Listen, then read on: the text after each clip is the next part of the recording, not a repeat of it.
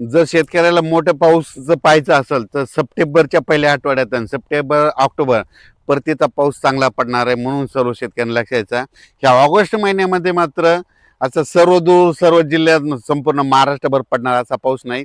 काही काही भागातच पडणार आहे, त्यांना जीवदान ठरणार, जिथं पडला त्यांना समाधानकारक राहणार आहे, म्हणून हे अंदाज लक्षाचा.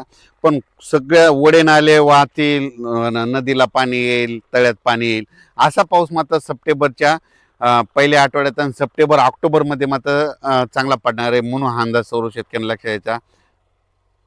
राज्यात सप्टेंबरचा पाऊस एक चांगला राहणार आहे आणि त्याच्या सप्टेंबरचा पाऊस आणि त्याच्यानंतर परतीचा पाऊस निवाडा करणार आहे, खरीप पण रब्बीचा निवाडा करणार आहे.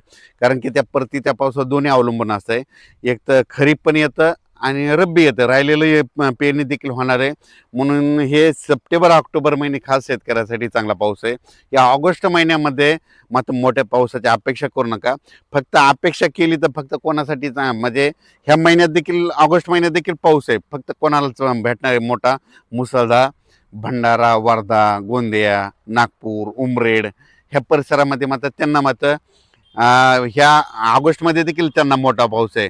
पण महाराष्ट्रात मात्र उर्वरित राज्यात मात्र उर्वरित जिल्ह्यात उर्वरित ठिकाणी मोठा पाऊस सध्या तर नाही, फक्त पिकाला लागल तसा धन झोप्या पाऊस आहे, पीक झोपणाराच पाऊस आहे, म्हणून हे लक्षात घ्यायचं. सर्वत्र पाऊस कधी पाहायला भेटेल? सप्टेंबर ऑक्टोबरमध्ये भेटेल. म्हणजे सप्टेंबरच्या आणि तुम्हाला सांगू इच्छितो सप्टेंबरच्या पहिल्या आठवड्यात चांगला पाऊस येणार आहे, म्हणून हे अंदाज